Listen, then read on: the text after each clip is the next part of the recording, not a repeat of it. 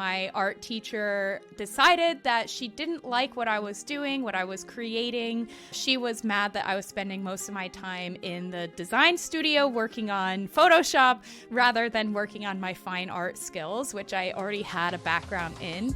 And she said, if you don't start putting your focus into your artwork and less time focused on boys and design, you're never going to go anywhere. You're never going to amount to anything. And she said I could pretty much kiss my art career goodbye, which resulted in a lot of tears. And so I kind of had this attitude right from high school of I want to prove her wrong. I want to become an artist. I want to start a design career, and I'm not going to let her stop me, and I'm going to show her that I am going to become a household name someday. Today's creator is Anna McNaught, a world-renowned digital artist and creator. Anna is a Photoshop master whose surreal images have captivated a global audience, and her passion for teaching has inspired countless others. Just soon after recording this episode, Anna was hired by Adobe as a Senior Design Evangelist. In today's episode, Anna discusses her path to becoming a digital artist, her passion for teaching, and her mindset for success. Hey Anna, how's it going? Thank you so much for joining me. Hey, thank you so much for having me. I'm excited to be here. I'm super excited to talk to you. Every time we're in person, I feel that we have like 2-hour long conversations. So I couldn't wait to have you on the podcast because I think that we're going to have a lot of fun, and it's going to be both entertaining, but also very educational for people listening. So I'm very excited to talk to you about your story and who you are. Talking about that, why don't you let us know a little bit about yourself? How would you describe yourself? Because I know you have a lot of commas after your name. So let's talk a little bit about that. Yeah, that's something that I was like, we no longer have to be a one-person title. We can have tons of commas, and I sure have a ton of commas. So, but to describe myself in a nutshell, I am a digital artist, a photographer, a designer, a world traveler, a plant lover, and I kind of, to sum it all up, I studied photography and design in college and fell in love with it, and worked the corporate life for a little while and decided to start my own business. And I quickly became known for my surreal digital art that I create in Photoshop. I started teaching other people how to do that and have built a whole business around that. So that's kind of the very quick sum up of me. You do it all. And we were talking off air, and one of the things that I admire you, not only as a creator, artist, and all of that, most is your mindset. I think that in order to be at the level of success that you have, making a living out of your passion, you have to have a certain mindset. And I think you definitely have that. And as I mentioned to you earlier off air, I was doing a little bit of research about you, and I found something very interesting that I don't think I knew. And if you told me, I forgot, so I'm sorry. But I read that when you were just in school, you had a teacher, if I'm not mistaken, who said some pretty nasty things about you becoming an artist, basically telling you that you will never amount to anything, much less become an artist or designer, which when I read that, I was like, oh my God, what kind of teacher would say that to someone, anybody? So I know. Tell me a little bit about that story, but more importantly, I'm assuming that maybe even, put this desire in you to prove them wrong, I assume. So I want to talk more about that, but I want to hear the whole story and then how your mindset handled that situation. Yes. Oh my God. It's so funny because everybody who knows me really well has heard that story at some point, whether they've read it or have heard me bitch about it for years. It's like, okay, Anna, time to get over it. You've been out of high school for how long? But yes, I would say it was a big kind of catalyst that pushed me forward in my art career. And basically, my art teacher decided that she didn't like what I was doing, what I was creating. She was mad that I was spending most of my time in the design studio working on Photoshop rather than working on my fine art skills, which I already had a background in. And she said, if you don't start putting your focus into your artwork and less time focused on boys and design. You're never going to go anywhere. You're never going to amount to anything. She refused to write a college letter for me. She refused to help me get into any schools. And she said I could pretty much kiss my art career goodbye, which resulted in a lot of tears and me walking down to the principal's office she sent me to the principal's office, and then I went down there and told him that she was harassing me. So then he ended up on my side. I think I talked back to her.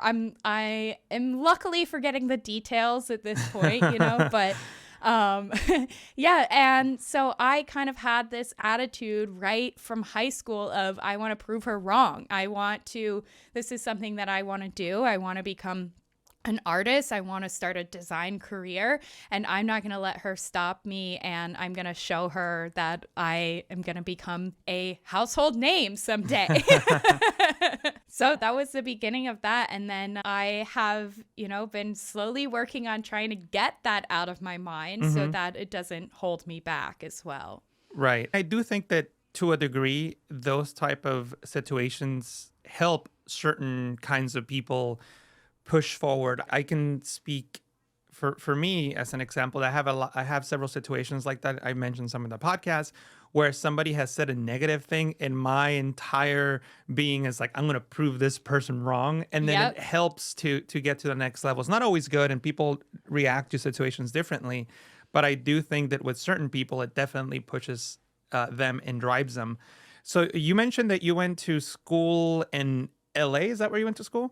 No, I went to Savannah College of Art and Design. Okay, cool. And then transferred to Ithaca College. Got in it. New York. But you lived in LA at some point, from what I understand. Cool. Yeah. So Ithaca had a LA program, and that sent me out there for an internship. And then after college, I loved it so much that I moved out there and lived there for 6 years and met my now husband out there. Thanks. Yeah. Yeah. LA is such an interesting place. I think that a lot of people who move to LA are people who are trying to make it in some way or another. And it just creates for a very interesting environment of people.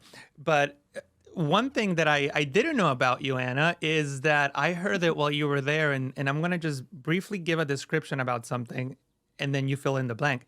I read that you interviewed for an escort service. Is that I was wondering if that was going to come up because I was like, where's he pulling this information from? And a follow-up question to that, is that where the nickname McNaughty comes from? No, the McNaughty name has been around my whole life, and not for reasons you may think, mostly because I was just bad, getting into trouble. And yes, so I did interview with an escort service accidentally. I thought that I was going to be kind of like a model side piece type thing. And please, audience, don't judge me for that. It was the early days of living in LA and trying to make money any way I could. I wanted to model. I wanted to get into the Hollywood glam and everything. And yes, I ended up at this restaurant with this couple, and he was talking to me about what I would be doing. And all of a sudden I realized, oh my God, this is not what I thought. And this is going in a lot more explicit detail of what I'm going to be doing. He wanted me to have a trial with him and his girlfriend. And as I said, I would think about it.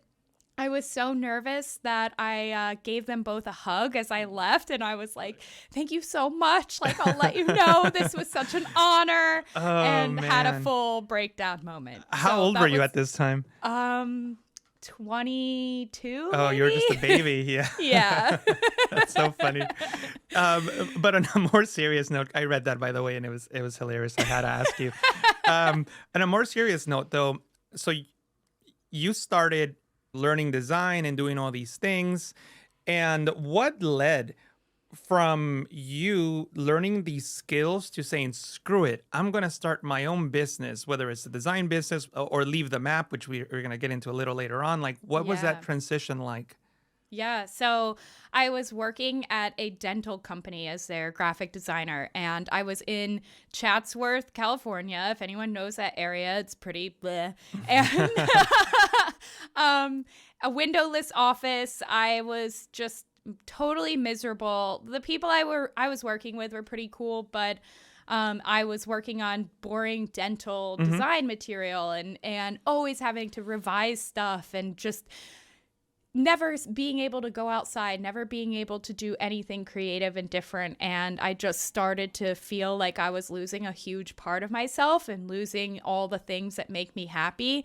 And so during any time I had a little bit of free time or lunch breaks, I would make kind of the Photoshop composites that I've become known for. I started just editing stuff that I would find on stock and then mixing some of my photography and started playing with that. And so many people responded positively to it that I was like, okay, this is kind of working. Let's see where it goes. And I started getting a couple clients. And then people were like, how did you do this? How did you make these composites? How did you grow your Instagram so fast? And that's when I was like, okay, ding, ding, ding. I'm going to teach people how to do this. And I remember I quit my job and then launched my first course right afterwards. And we moved apartments. And you were we got married married to James at the you were engaged at this point. We were engaged, yeah. And so I quit my job in February. We had all these things lined up, and then we got married in September. Wow. So it was like a year of major life changes on top of starting a business. Yeah. So yeah, it was a lot, but it was really this moment of I'm so unhappy. I need something else. Yeah, and you know what? It seems like you have a very strong support system consisting of James, your husband, your family. Yes. I imagine that helps in making those incredible life-changing decisions, because as someone who didn't have such a strong system, it can make it more difficult. I'm sure you had some level of stress when you were making these decisions, but do you remember, like, what was that final straw that said, screw it, I'm just going to go for it? Yeah, that's a great question. And yes, I am very lucky. I have the most incredible support system. Like, I'm so blessed in that way, from friends to family to James. And so that was really great. But I think it was just, I had planned to be at this job for maybe a year or so at this dental company. I ended up being there for 3 years, and things were just kind of slowly starting to fall apart there within the company. The jobs I was getting, or the designs I was working on, were getting more and more boring, like these charts and stuff. And I can't remember exactly what the straw was that broke the camel's back, as much as it was just all these little things leading up. I finally started to have a little bit of an income tipping point that helped too. I started to be making enough to feel like I could quit. But one of the things that I remember so fondly from that moment was I kind of toyed with the idea with my boss, and I said, hey, look, I'm thinking about quitting. I'm gonna put my month notice in because they wanted a month from me, and I just need to go out on my own. And he was so upset by it that he said, and he was like around retirement age, and he said, if you're quitting, I'm quitting. Wow. And so we ended up quitting at the same That's so time. funny. And I think in talking to him about it, and then him saying that was one of those, like, okay, I can do this. It's time. Right. And what was, like, the first time that you realized, you know what, I've made the right decision? When did you start seeing that stress get off your shoulders and say, you know what, I made the right choice? Within 20 minutes of walking Really? out the door. That quickly? Wow. Well, it took me a couple of months when I started seeing some paychecks come in. But yep, exactly. No, it felt so good right away. I remember, though, that weekend was so stressful because of moving and everything, and we had a friend visiting, and I think that first week it was a lot of tears and a lot of, oh my God, I'm so scared. But it was around the time when I started getting paid on my own, and I think probably like a Monday morning I woke up and realized I didn't have to go into an office. And that was a big moment of, I'm free. And it took a long time for that to finally set in, you know? Yeah. You know, I don't know if you remember, you and I had lunch at a sushi bar in Alameda, where I grew up. And I think I drove her to the airport right after that. Yep. And that was a conversation where I remember thinking, that's why she's successful. And we talked about mindset, but also you were talking a lot about the business side of what we do, the training, the artwork, the clients, and all this stuff. And you were talking about sales funnels and sales pages and email lists and all these things that usually when I sit down and talk with an artist, the conversation primarily is dominated by Photoshop or, design, color, whatever. But our conversation was primarily business. And I just remember thinking, oh my God, there you go. This is why. This is why. Yes, she's a great artist, no doubt about it. But in my perspective, that's like the minimum, like you should be good. The way that I see it, it's almost like, like the NBA. Everybody's a good basketball player, right? So like that goes without saying. So what else do you have? And in my opinion, it was that. Where does that come from? Is that something that you had to learn on your own? Was that, from James or your family? Or, like for me, I had to develop that. I didn't have it in me. And it took many, many years of developing that business sense. What about you? Where did that come from? I think it also started while I was working at this job, just like doing so much research. And I think I got really lucky because it was kind of the beginning of this digital marketing era where everyone was obsessed with it. It was like Tony Robbins and all those guys who were teaching everything. And then now we look at them kind of like, ugh. But at the time, it was such a fresh perspective on what most people were used to. And we're all used to going into an office and now, we can work from anywhere and we can have this entire business built on our computers. So I just was learning everything I could. I signed up for a ton of different courses teaching me how to grow a business. Yep.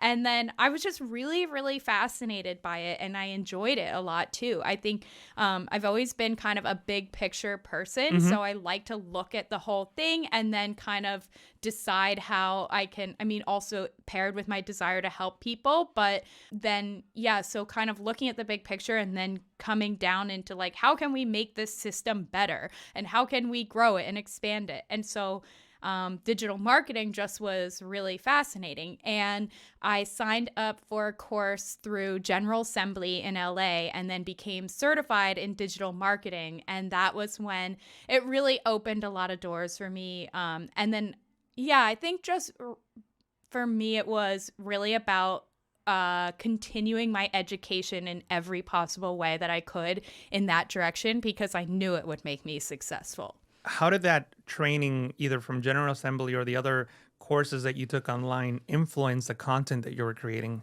I think it started to make the content have more of a purpose and be either directly trying to help people in terms of teaching them something, or it really helped me relate back to my bigger message. So, for example, an Instagram post would have a caption that would drive someone to my email list, and then my email list would drive them into my website or my courses. So I was starting to make things that had like a full trickle effect. How are you now strategizing to grow your email list, considering all the changes that are happening on Instagram, which is the platform that I think is your primary platform? Yes. Very good question. So to be totally honest, I have kind of gotten away from the email list stuff. Okay. So with my own page, with my art and everything, I actually canceled my email list mainly because I didn't want to be doing as much on the course side for a little bit of time. I didn't want to be doing the free classes that I was doing, and I wanted to go more in the art direction and really just focus on that. However, now I'm kind of coming back into teaching again. This has been, as you and I talked privately a few weeks ago, it's been a very a big time for me of transition and figuring out what the heck I'm doing with my life right now.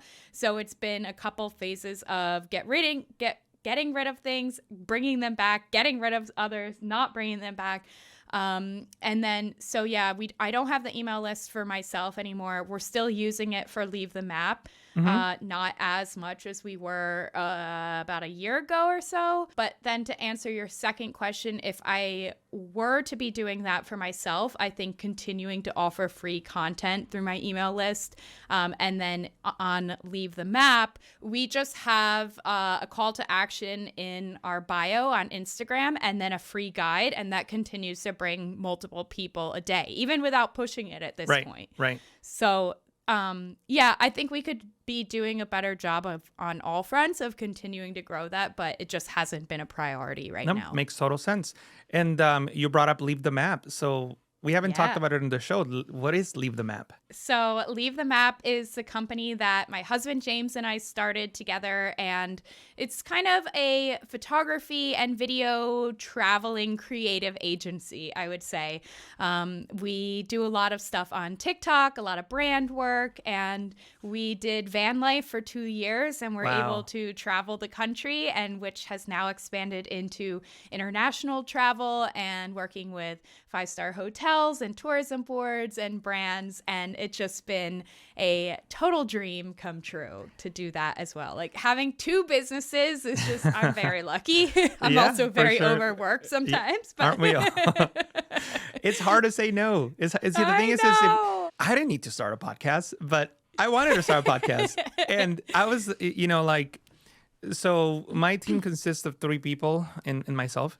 And I told my team, I was like, you know what? I have no business plan for this podcast. I want to do a podcast. It's going to cost X amount of dollars a month to produce. I don't care. I'll figure it out in episode 10. I just want to have a podcast. And that was like, Yes. but why? Like, there's no, I just wanted to do it. And to be frank with you, the first time that I opened up a Google Doc and started making notes about creating the podcast was back in 2013 when the Photoshop Wow. training channel was 1 year old. I wanted to have this podcast, and it's always been in the back of my head. And I was like, screw it, now's the time. But the point that I'm trying to make is for people like us, we just have to keep creating. It is what it is. Exactly. Talking Exactly. about Leave the Map in TikTok, as I understand it, your first video got 1 million views or so. And Yes. and it was Yes. on getting how to get your mail when you're traveling or something like that. Yes. So I'm trying to remember if that was the first one that went viral. I think it might have been. Yeah, it was how to get your mail while traveling. It was just a video of me like getting a bunch of boxes thrown at me. And that one did really, really well. And then a few months later, I posted how to shower in a van. And that one was what blew up. Wow. It got 6 million views. It was like all over Reddit and Wow. Yahoo and like different random things that was like, this couple shows how to shower in a van and people are not happy about it. That's so funny. And it doesn't hurt that both you and your husband, James, are very attractive people. So I imagine it makes for a very good video of you guys showering in the van. Yes. People had some comments. People were really, really annoyed by it and just grossed out and are like, why don't you buy a house? And I was like, man, these people on TikTok are mean. Yeah. How do you handle that, by the way? I imagine that as a female content creator, you get a lot of unnecessary hate. Not even Yes. just about your work. It could just be about your looks or anything. How do you handle those negative comments?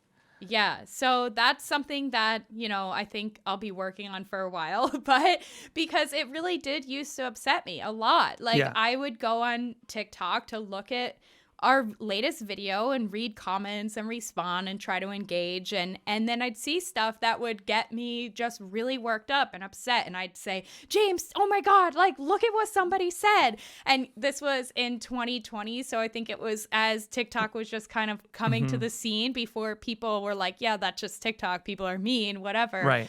And he would let it roll off of him, whereas I would absorb it a lot more.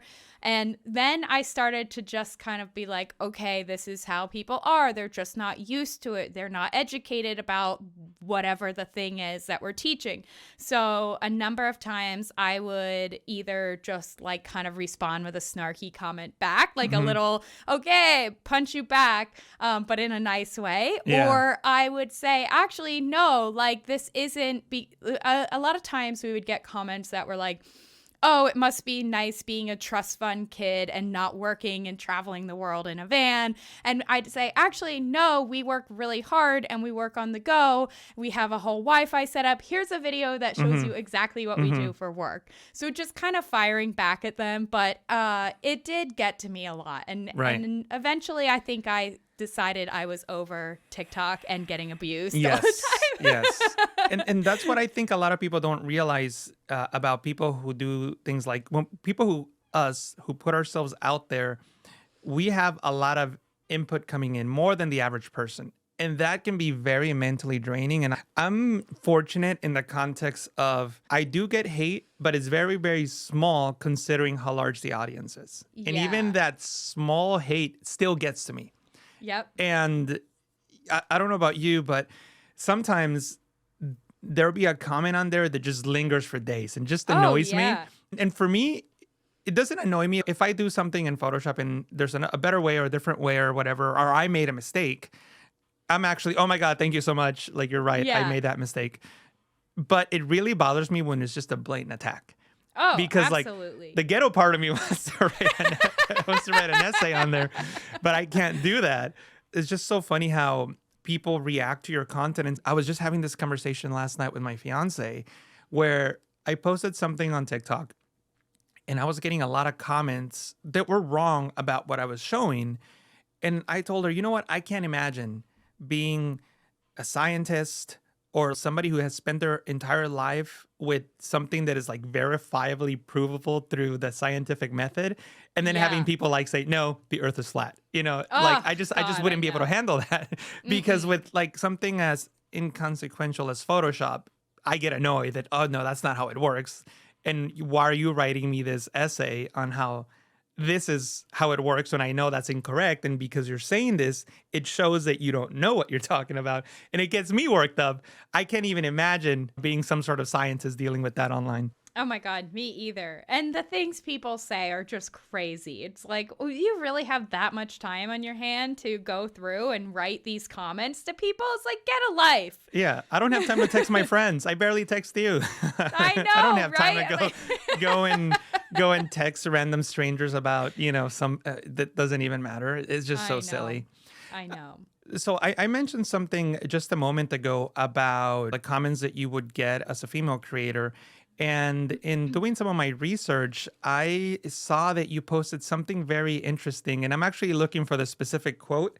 And I wrote it down because I found it very interesting. You wrote, in the largely male-dominated digital manipulation world on Instagram, I wanted to be the pre-male female photographer and digital artist. I would make a niche for myself combining my love of photography and graphic design, which I thought was like super both inspiring, but I like that goal of like, this is what I'm going to do. The question is, when did you say that? And do you feel like you've achieved that? I love that question. I think I wrote that again while I was working at this corporate job. My boss was also a copywriter and really good with creative overview of things, and we worked together on tons of projects after we both quit. Still one of my very good friends. He was at our wedding, he and his wife.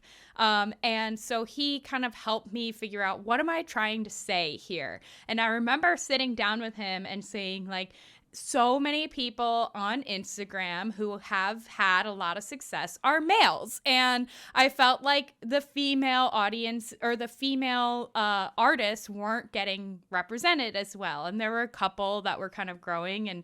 And I was like, I feel like I've been struggling and that people aren't following me as much because of being a woman. And like, maybe, I don't know, maybe that's a generalization, but I also was kind of feeling that way at the time. And so I do feel like I have achieved that in many ways, like especially, what was it now, 2 weeks ago, being in San Francisco with a bunch of people and seeing a even split of males and females, and having some of my best female artist friends there with me, but then also being with like you and Aaron Nace and some of the top male creators. I mean, I still pinch myself sometimes that I'm friends with you and Aaron, the people who taught me Photoshop.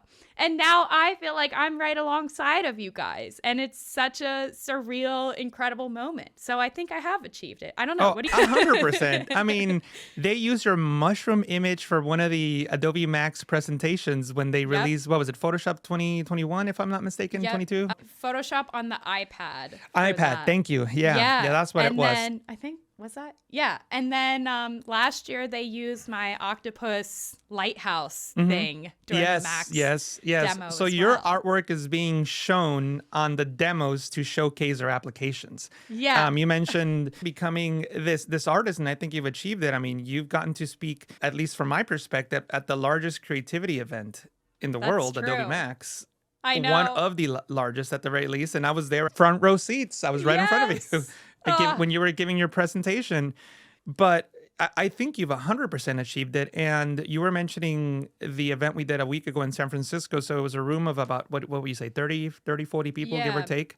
And as you mentioned, a lot of big creators. You mentioned Erin Nays, Vanessa Rivera, who designed the cover art for Photoshop 2019 or 2020, either or. The one with her kids, the magical scene. But anyway, the point is that you were in that group of people. So 100%, in my eye at least, you've definitely achieved it. Oh, thank you. One of the no, for sure. So we talked about earlier that mindset was one of the reasons why I consider that you were this successful, and we've now established that you've reached a certain level of success. What does mindset mean to you? Because I've heard that word not only from a little bit in this interview, but more on other interviews you've done and other things you've done publicly. What does that mean to you? Like if somebody were to ask you, I want to have the mindset to succeed, how would you describe that? Yeah, I think it's a pairing of kind of the business hustle, like that world, mixed with the rest and calm and relaxation. And so I think it's really important to have this mix of both and a balance of both. You have to be kind of a self-motivated person, and that's something that I luckily just have always had naturally. I've always had a desire to get my hands dirty and start something or start a business, or that entrepreneurial mindset.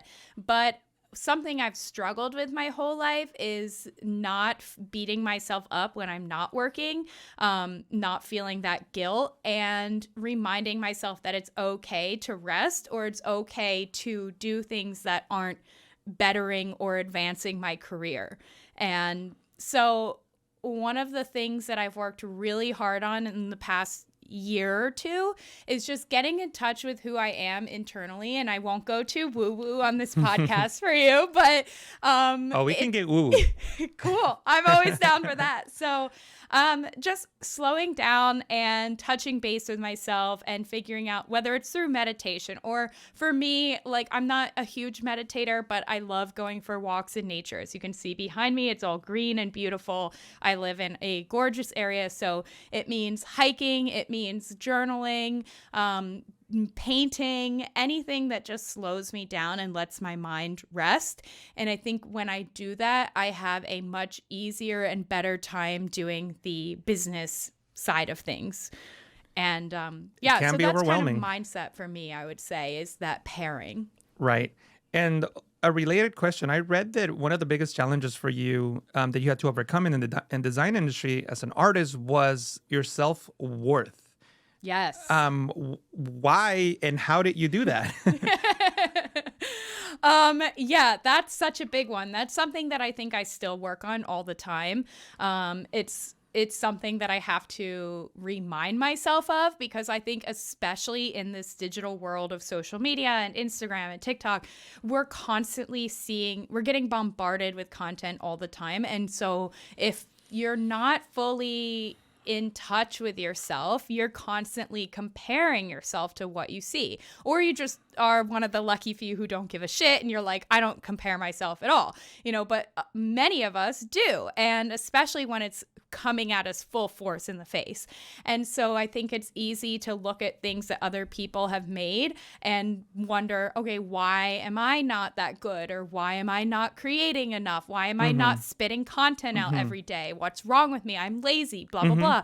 Like all those ways that we are not nice to ourselves. Right. And so one of the things that has really helped me overcome it is, one, remembering to talk to myself the way a good friend would talk to me.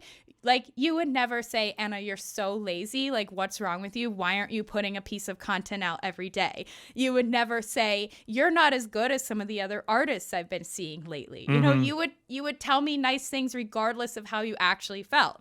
And so I remembered to talk to myself the way someone who loves me would talk to me.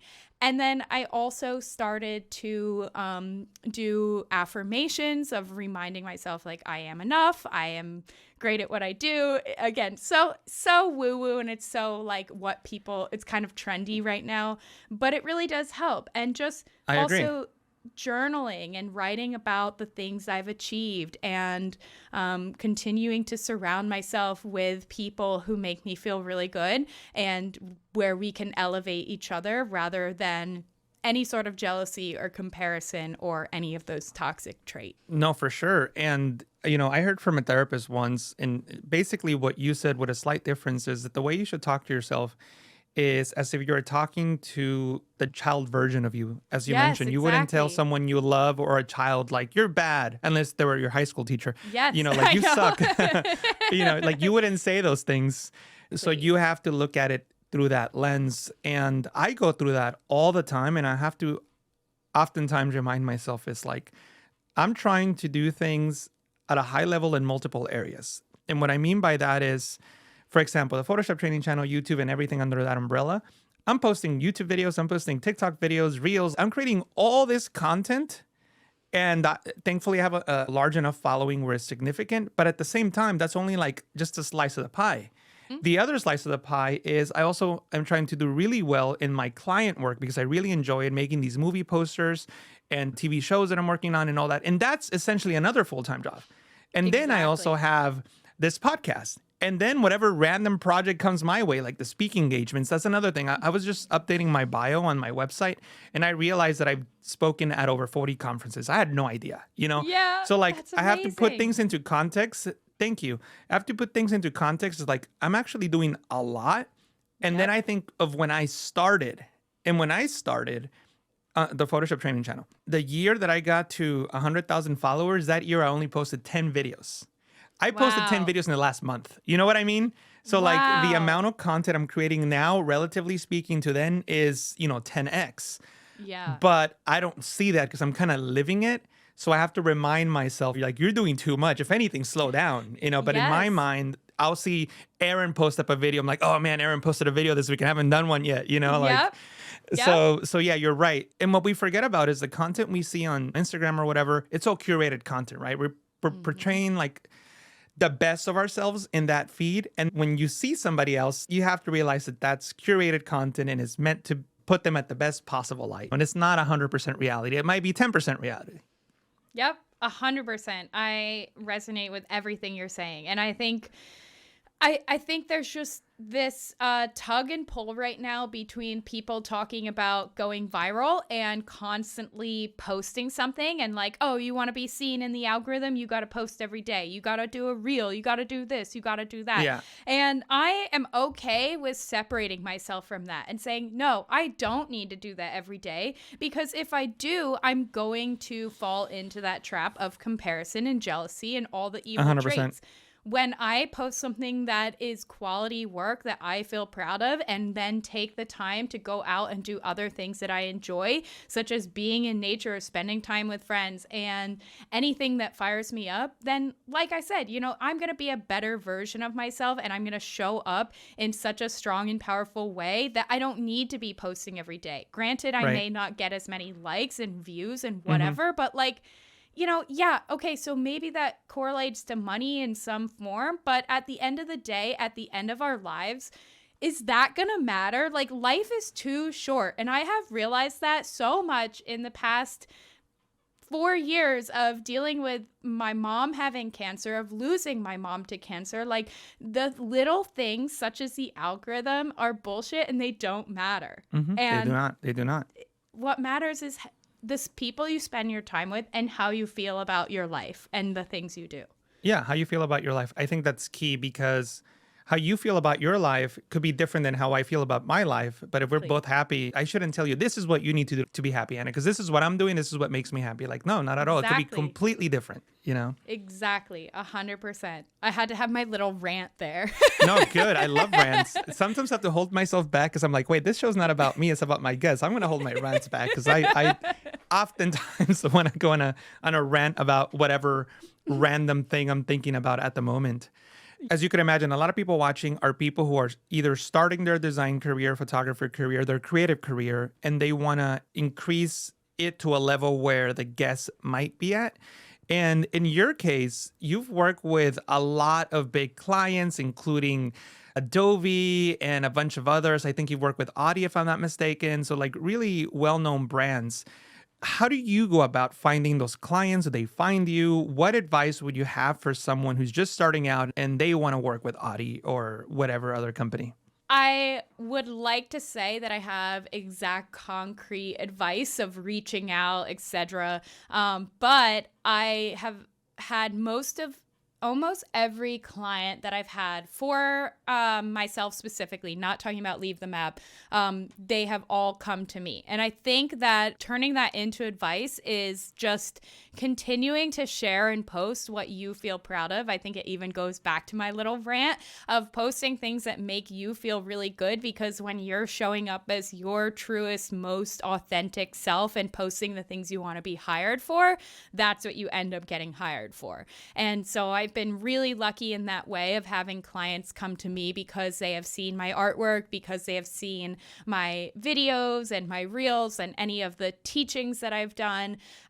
So they come looking for that exact content. In terms of Leave the Map, however, we've spent a lot of time doing outreach. We used to try to, I think, reach out to like 20 clients a week or so, sending cold emails. And to be honest, it just like some would work out and some wouldn't. And again, we found that when we are posting some of our best work through our photography or funny videos of James and I just being ourselves, and when we started posting on TikTok, that was when all these brands started coming to us because they're like, we want what you're posting. Would you say that the cold emails were not as successful as just creating engaging content and people just reaching out to you? Yeah, I would say 100%, which kind of makes me bummed because it's something that I've learned so much over the years that cold email does work, and that it's such solid advice to be like, yes, reach out to 20 clients per week and then you'll get a job. But it just never seems to work for us. And I don't know if we personally are doing something wrong or that for us it just meant to happen organically or what. But anytime we are posting stuff that we enjoy, we get a client. Anytime we're reaching out and pitching, it doesn't work out. Right.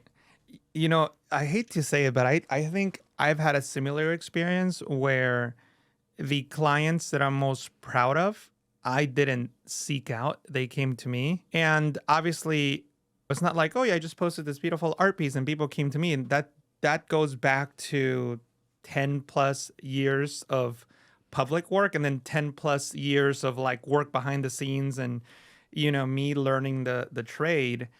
But I guess what I'm trying to say is, you know, you're not going to get a client if you just post one picture on Instagram. You need to have a body of work because you might have an awesome photo. You might post the best photo in the world and people like it and all that.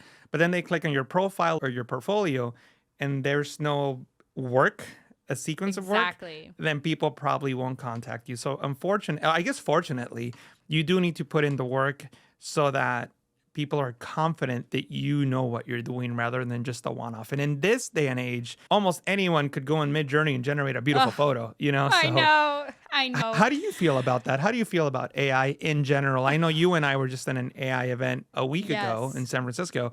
But generally speaking, how do you feel about AI? And then follow-up question, how do you feel about AI in Photoshop?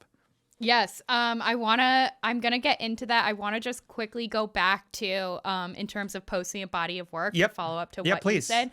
I think that's so spot on and so true because you can't just post one image and expect like, oh, clients are going to start coming in. It's the years of hard work or just the really true dedication to your craft. And one of the things that we taught our mastermind students for Leave the Map when we ran a 3-month group program teaching people how to grow business online. One of the things we told people that were just starting out was to create a big body of spec work and to for photographers or videographers who wanted to get hired for travel work, like take your Patagonia backpack and take it out on a hike and do a whole photo shoot with it. Make a video, get creative. What's the story of the backpack? How did it come on this hike with you? Where did it get made? Did you meet someone with this backpack? You know, creating some fun content around it. And so that's something that we did with Leave the Map when we first got started, and something that James specifically still does with video. And I think that's a really good way to build beyond the one image and creating a full body of work if you're just getting started. Tell me more about this group. How do you, first of all, how does it work? Can anyone join? What's the whole process like? Yeah, so it was during COVID when we weren't able to travel. We're like, how are we going to make money? What are we going to do? So we decided to do a 3-month online group program where basically people signed up. I think we started it in March and they signed up, and then we had a call every week until May. Like 3 months. And we walked through everything from the very beginning stage, starting with mindset actually, and how to kind of get yourself in the business beginning mindset, all the way through like how to start a website, like growing your Instagram, Pinterest, email list, e-commerce, like everything you can think of in this 3-month phase. And it was so awesome. We had 15 students, and they all have gone on to do something with it, whether it was start their own business or kind of work with other clients and everything. And one of our students has blown up on Instagram. She has like 350,000 followers, and she's an illustrator. She got a book deal. Like, there's what's her handle? To you from Steph. To you from Steph. All right. Yes. We'll put a graphic or down below in the description. You'll see her link. I want to check her out. Yes, she's amazing. And so that was like really fun to do. And we were going to do it again, but we got so busy with client work once kind of the COVID restrictions lifted that we never got back into it. But it is something that I thoroughly enjoyed and would want to do again because I have such a wealth of knowledge that I could give to people that are just starting out. Yeah. You know, I feel the same way, but I don't know if I would ever do a program like that, simply for 2 reasons. Number one is I am bad when it comes to like every Wednesday we'll have a phone call because I probably cancel every time or, because I'm just like my schedule's all over the place. And number two is I feel that even though I was somebody who grew up with I did a 180 in terms of my mindset, how I wanted my life to be around my third. You're about 30 years old, right? So yeah, 32. 32. So I started the Photoshop training channel at 31. So around that age is when I had my whole mindset shift. And even though I'm a person who went from one end of the spectrum to the other, I don't know how to properly convey, you need to think about things this way. I feel like I'm like a caricature of Dr. Phil going, stop it. Don't think like this. Think like that. You know what I mean? Like, I don't have the proper words and I'm not articulate enough, I guess, to convey, like, this is why you shouldn't think this. This is why you should look at it this way. I feel like I'm too direct and I probably make people feel bad. So I probably wouldn't be good at it. I think you would be awesome at it. I think you'd be great. But yeah, it is so much work. It was a lot. It took tons of pre-prep. Before every weekly call, we would sit down and like really get into it, be like, what are we teaching? We had a whole interface where they could go on and get everything. So they'd get the call recording, they'd get call notes, they'd get a full slideshow of what we talked about, and then they'd get journal prompts and all of our resources. So we like gave the full playbook, Oh, that's incredible. Yeah, it was so great. I would love to do it again. Now that I have all the content too, I'm like, I might as well do something with it. Yeah, yeah. I mean, if you have part of it done, why not? I know. I Well, know. make We'll sure you see. let me know. Yeah, in the works. Awesome. So going back to that AI question, how do you feel about AI art? How do you feel about AI inside of Photoshop? Yes, it's such a tough question because I know it's so dividing. There's so many opinions on it. I see both the pros and cons to AI art in general. I think that in many ways, people are getting carried away with just making something and posting it. And it's like, this is my art. And then they're blowing up. You know, people have hundreds of thousands of followers on Instagram from something that they didn't even make from scratch, Right. and then are selling it as prints or NFTs. So that's a whole separate thing to me. But on the other hand, I also, in ways that people are using it for good, I see it as a tool. I myself have been using Midjourney to create like pieces of things and then using it to comp into stuff. And I think we can evolve or we can die. And so we can kind of like move with the times and learn about AI and try it out for ourselves and test things. And so in that way, I see it as a positive, and we're continuing to grow as artists and designers and creators in general. It is a little scary because what happens with all these nuanced things that we need and that where you can't prove it and stuff. So that's where the line gets blurry. In terms of AI in Photoshop, I think it's such a game changer. At the amount of time it has taken me over the years to clone stamp stuff or add in backgrounds or add in certain elements that now we're seeing with generative fill, it's absolutely mind-blowing. However, I also see the downside of, are we just going to start piecing things together and not kind of creating art from scratch the way we always have? So it's like, I want to speed up our workflows on one hand. I want to see us progress as digital creators, but I also don't want us to lose the ability to create something from our minds from scratch and then to use our hands to make that versus just a computer thinking. Right. So you can see I'm torn. No, for sure, for sure.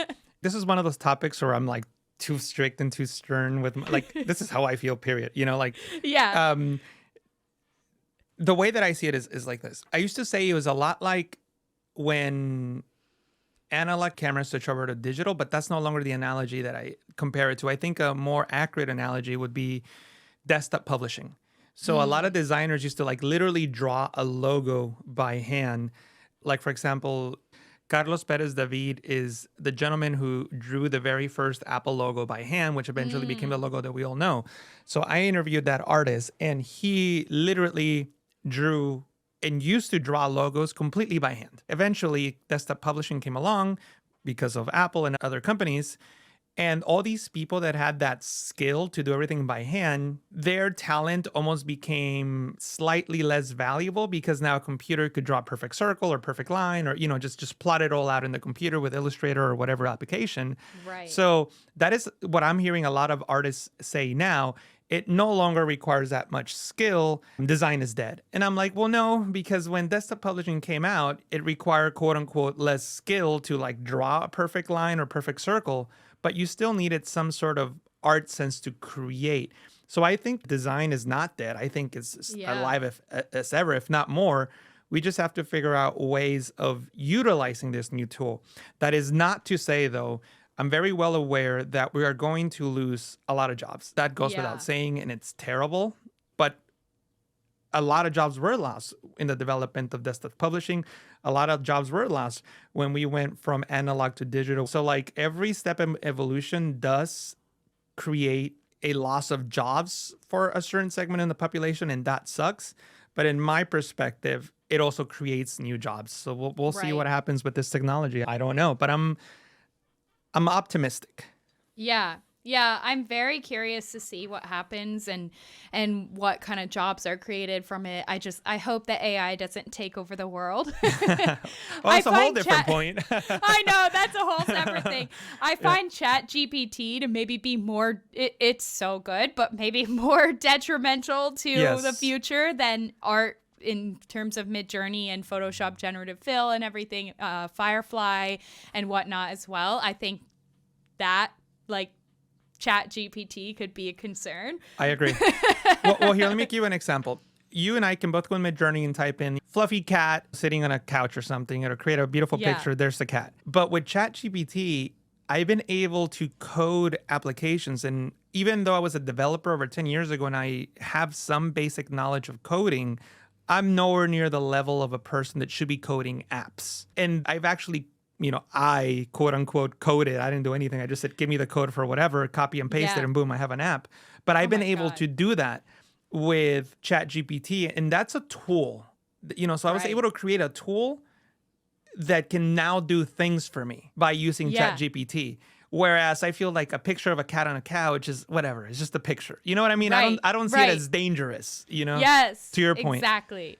I know. And I didn't even think, I know people have been using it for code. I didn't even think of creating an entire app using it. And I mean, that could be a whole separate conversation. But some of the things, it's just like, what? And then also the authenticity of stuff too anymore. It's like, okay, so someone writes you a beautiful handwritten card. Well, did you write it or did ChatGPT write it? Oh, God, I have a confession, Anna. Uh-oh. So, as you know... Don't tell me you're writing your vows through ChatGPT. Almost. So, as you know, I'm engaged. And my fiance and I sent out save the dates, which included a QR code that went to a website, and that's our wedding website. And we used ChatGPT to write the welcome paragraph on the website. So if you go to the website, oh my God. It's like 90, we told it, we're getting married here and this is what we want. And it generated this thing. And it was so good that we kept 95% of it. We just made a few tweaks. So yes, I've used. Yep.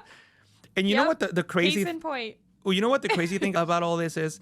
The very first episode of this podcast, Today's Creator, was my good friend Mark Heaps was heavily involved in the AI world. He works for a company called Grok, where they are creating better ways of compute, which basically makes this whole AI thing work behind the scenes. Anyway, so he knows a lot about AI. So we had a conversation about AI. In that podcast episode, which was recorded in the last week of December, I did not know what ChatGPT was. Wow. I didn't know. Yeah. Now I've used it to develop, as I mentioned, an app and other things. And the welcome paragraph to my wedding webpage. But the point is, I don't know everything about technology, but I like to think that if something new comes up, I at least know about it. Yeah. I don't want to say I was super early in the game, but I was definitely not late to AI. But the point I'm trying to make is in about 5 months, maybe 6, it's incredible how good it's gotten, and I can't imagine what it'll be like in 6 years, a year, not even 6. I know. It's absolutely mind-blowing. You even think about with Midjourney, what it was putting out. What was that, less than a year ago? I remember in October I was making stuff and it was still gooey. It had the weird pixely magic dust in it. And now couple months later, it's creating gorgeous photographs. Same with ChatGPT. It's learning so fast. It's a blessing and a curse. We're all dead. We'll see. It's what a great way to end the show. Just us just sad about us getting taken over by We might need to end it on a happy note. On a happy note. Well, you know what? Maybe we can get happier with the lightning round questions. Okay. I like to end the show with a series of lightning round questions. These could be one-word answers. The questions could lead to a conversation, or you can say skip. Totally up to you. Does that sound good? Let's go. All right, let's go.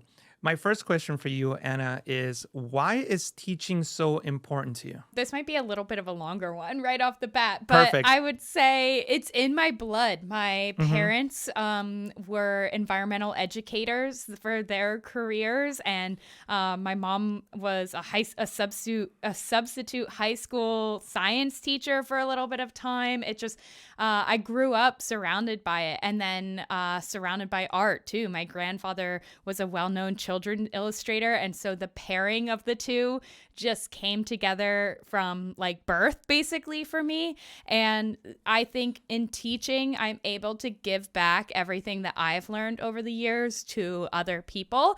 And, you know, it continues to evolve our creativity as a whole, and hopefully to keep us without having to use AI for everything, because we'll have those creative minds if we continue to have teachers. It's just very important to me to give back and to keep the train going. Makes total sense.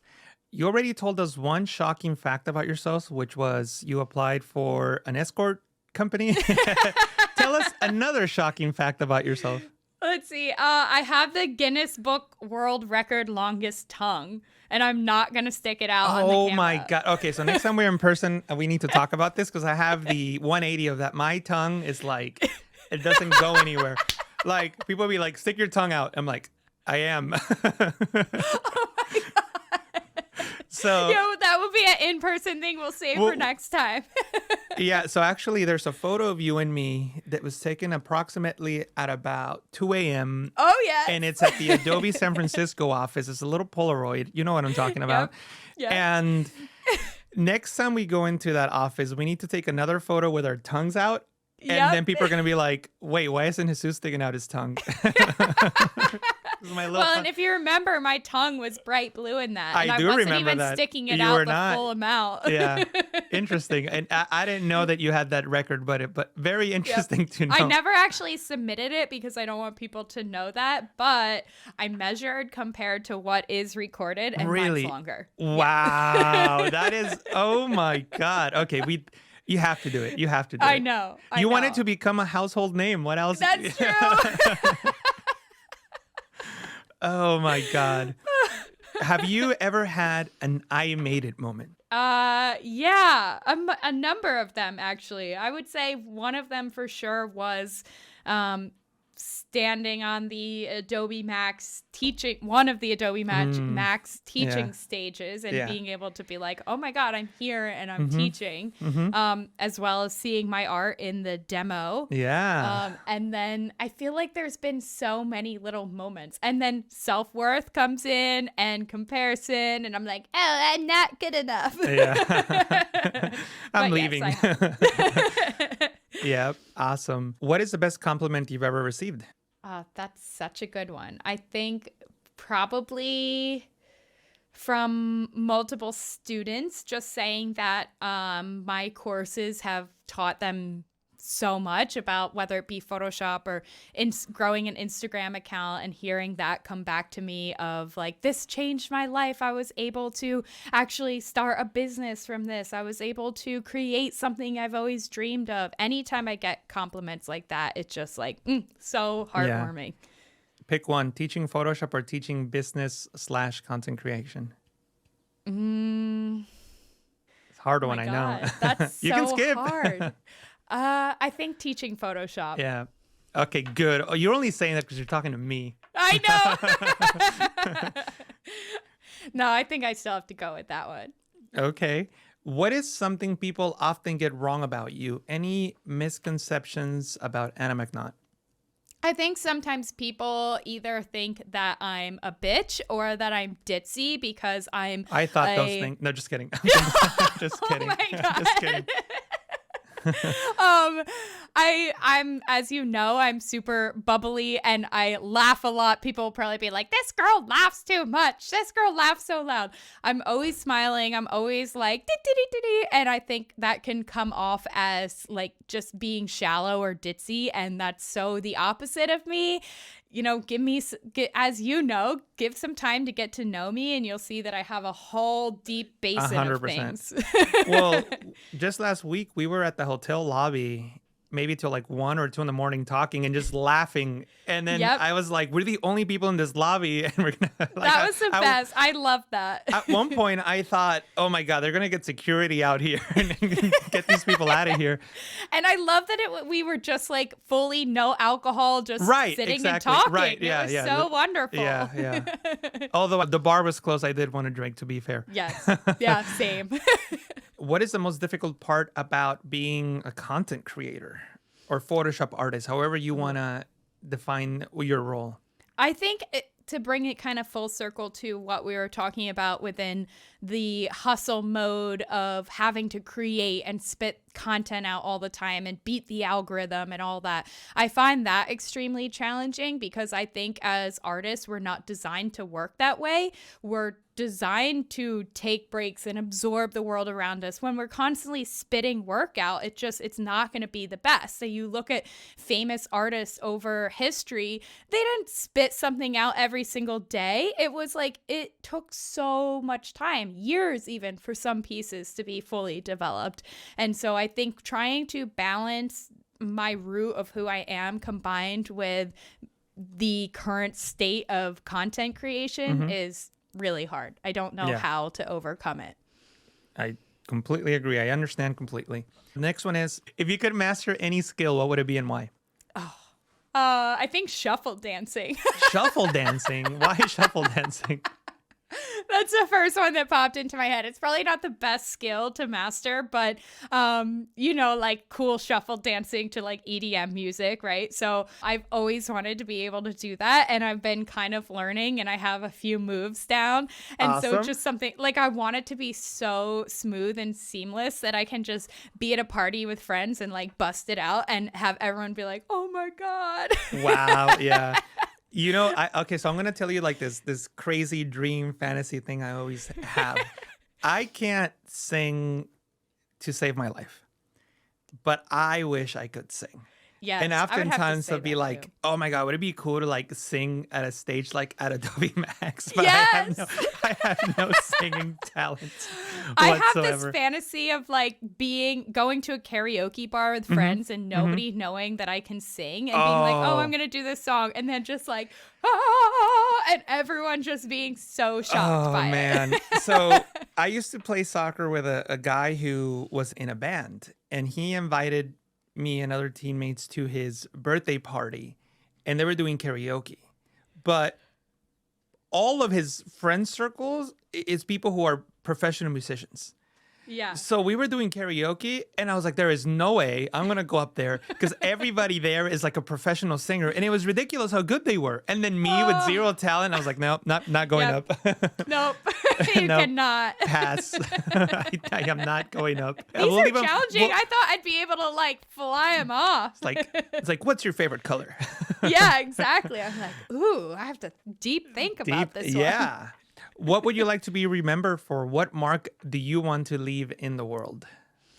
That's such a good one too. I want to be remembered for my charisma and the art that I create in combination with always being willing to help others and give back to my community.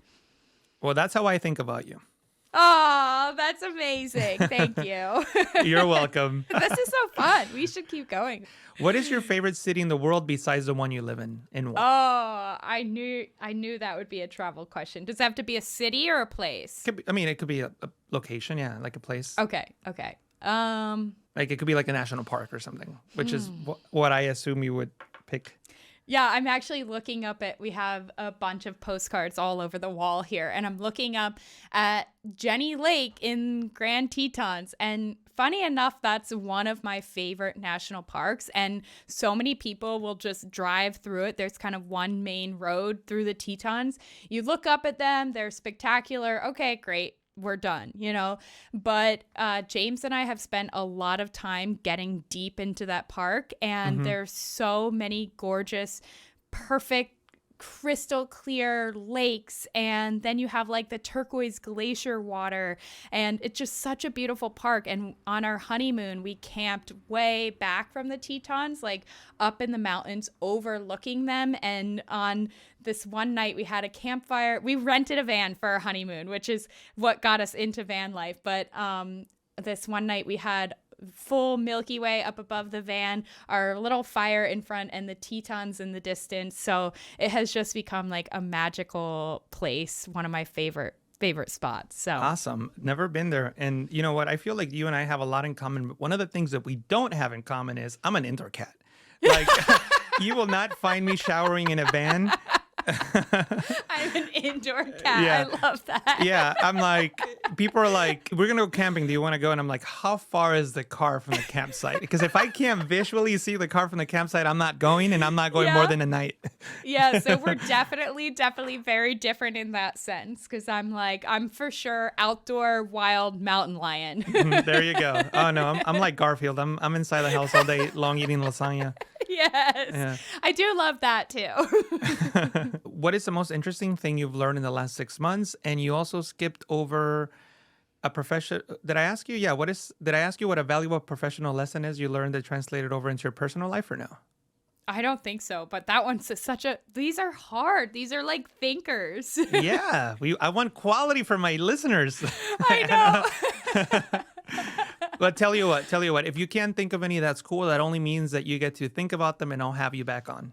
That's true. That's maybe very good. Maybe when you have either your new mastermind group or a whole new course or whatever you're doing next, I'd love to have you back and talk about that, and then you'll have some answers for me. I would love that too. I think I'll give you kind of a combo of the two as a final answer to wrap things up. Fabulous. I think it kind of pairs back to what we were talking about a little bit with mindset. And, that's one of the reasons you had me on. So I think it's a perfect way to wrap it all up.